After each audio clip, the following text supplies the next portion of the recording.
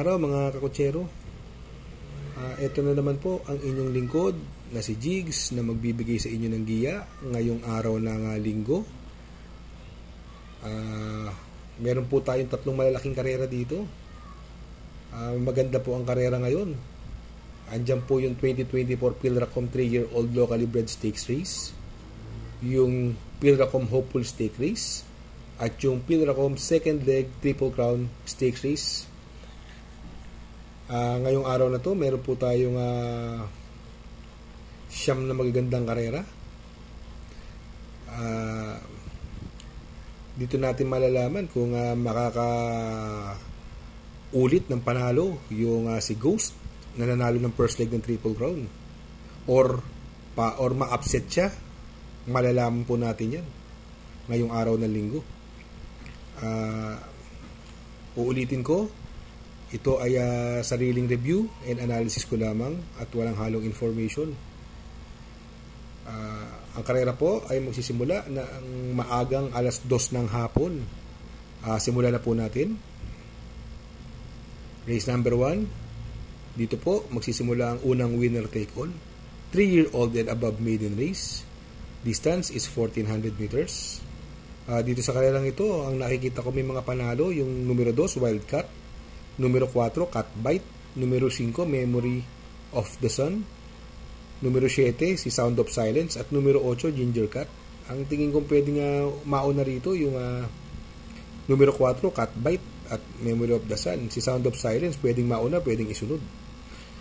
Kung sakaling magkaroon ng lutsahan, ang pwede naman mati yung galing sa segundong numero 2, si Wildcat, at yung numero 8, si Ginger Cat. Pero ako, mamimili po ako rito. Doon po ako sa dihadong numero 7, Sound of Silence. Ang panigundo ko po rito, yung numero 2, si Wildcat. At isasama kong pandihado, baka makasolo, yung numero 4, si Cat Bite. Race number 2. Dito po, magsisimula ang unang pick 5. The 2024 Pilracom 3-year-old locally bred stakes race. Distance is 1800 meters. Medyo mahaba ang distansya.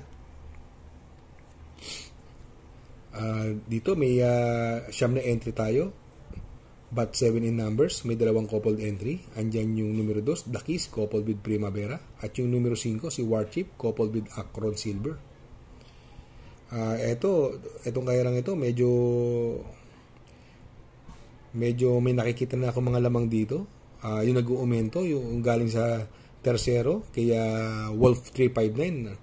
Noong nakaraan, ang nanalo sa grupo na to si Wolf 359. Ngayon, nasa Hopeful Stakes Race na siya. Na tersero dun, at galing sa panalo, yung numero 9, si Every Sweat Counts. Mukhang nagamayan ni JT Pabilik to. Dito naman, yung nagbabalik na si Dakis. Si Dakis, iyan ang tumalo sa datingan kay Ghost. Kung saan, nanalo si High Roller, nakotso lang po ni High Roller yan, sakay ni Abrea. Yung coupled entry niya, yung Primavera, may panalo din po yan. Kaya dito sa race number 2, ang pili ko po dyan, yung numero 2, si Dakis, coupled with Primavera. Ang tingin kong pwedeng tumalo, yung numero 9, si Every Sweat Counts. Race number 3, dito po magsisimula ang second winner take all. The 2024 Pilracom Hopeful Stakes Race. Distance is another 1800 meters. Mahabang distansya. May 10 kabayong tatakbo. Ang tingin ko may mga panalo dito.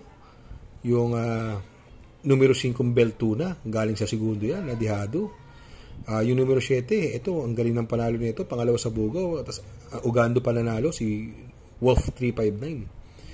Ito na-scratch naman ng karera, si Boss Lady.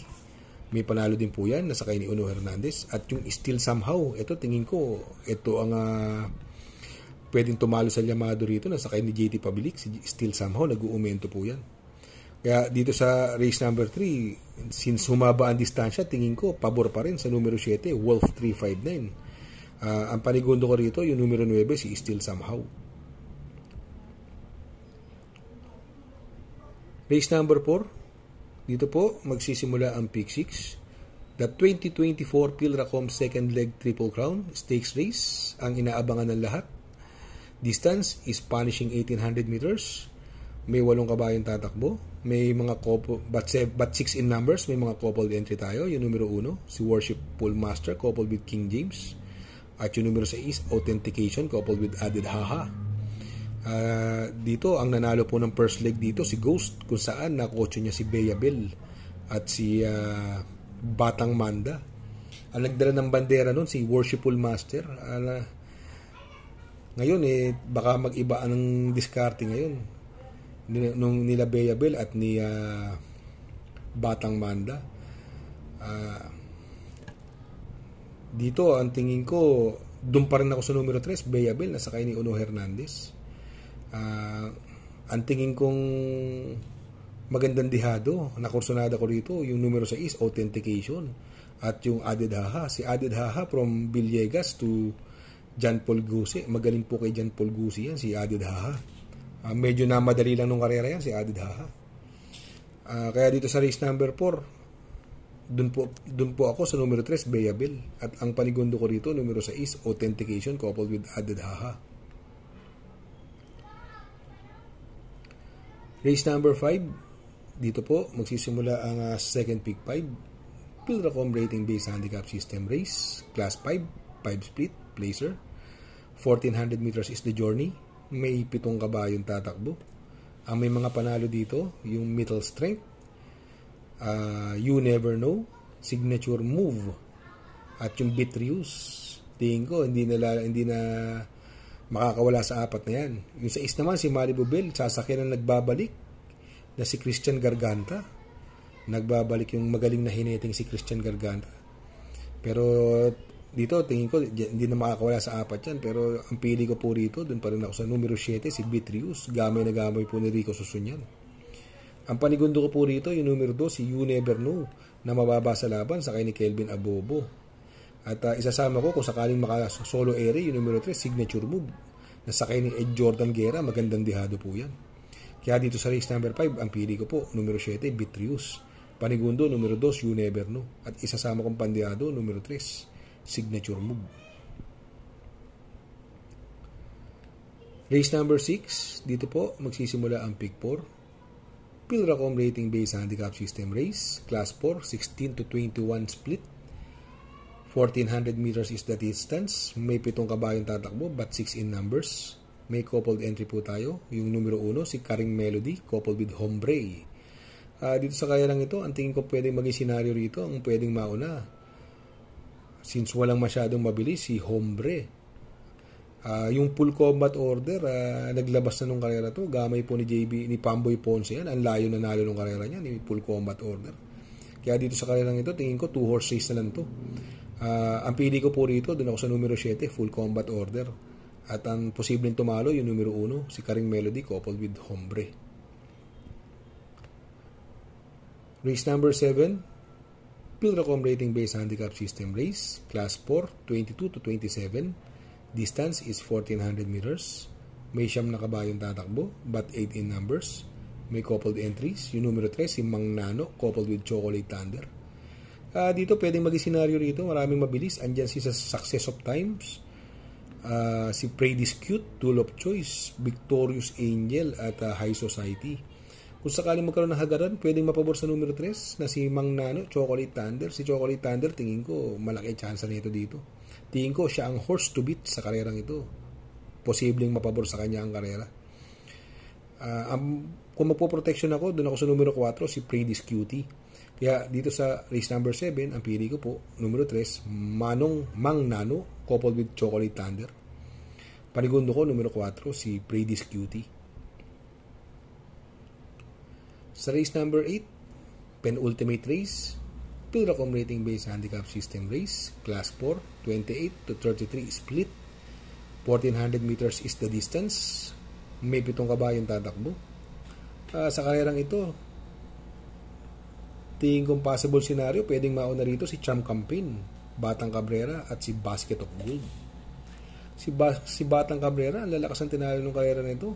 Mukhang nagamayin na po yung Asuncion at nanalo siya ron, medyo prente lang, hindi masyado ng persadong ng panalo, nadihado pa ho siya nun. Ang tinalo niya po doon, yung Yamado, yung numero 13, si Super Earth. Tingin ko itong horse to beat dito, si Batang Cabrera, basta labas lang po ito, tingin ko mukhang mananalo ulit ito. Ang tingin ko pwedeng tumalo dito, kung sakaling hindi bigyan ng importansya na may-ari. Yung numero 6, si Basket of Gold, na sakay na ni Uno Hernandez. Kaya dito sa race number 8, ang pili ko po, numero 4, Batang Cabrera. At ang panigundo ko, yung numero 6, Basket of Gold. Sa last and final race, race number 9, Pilracom Rating Based Handicap System Race, Class 5, 6 to 10 split. Distance is 1400 meters. May 10 kabayong tatakbo. Ang tingin ko may mga panalo dito, yung Call is Roll, Princess Isabel, si Bang, si Best Shot. Yan, nabitin lang nung karera yan. May panalo po yan, Best Shot. Si Iikot lang, may panalo po yan. At yung Lucky Nono, itong si Lucky Nono nung karera, tingin ko, hindi lang binigyan ng importansya na may-ari ito eh. Pero tingin ko siya ang horse to beat dito, si Lucky Nono. Ang tingin kong kursunada kung pwedeng tumalo sa kanya, yung numero 3, si Bang, nasakay ni JC De La Cruz. Ito si Bang, wala pang labas to. Tingin ko pwedeng manalo siya rito, pwedeng makachamba siya rito. Kaya dito sa race number 9, ang pili ko po, doon po ako sa numero G, si Magnolia Ashley, coupled with Lucky Nono. At panigundo ko rito yung numero 3, Bang. Good luck mga kakutsero. Sana po ay matapat po ang ating giya, at yung mga nakasunod, sana po ay magsitama po kayo. Ako po ay makikisuyo lamang na please like, share, subscribe, and hit the notification bell para updated po kayo sa aking mga giya. Good luck po and happy racing.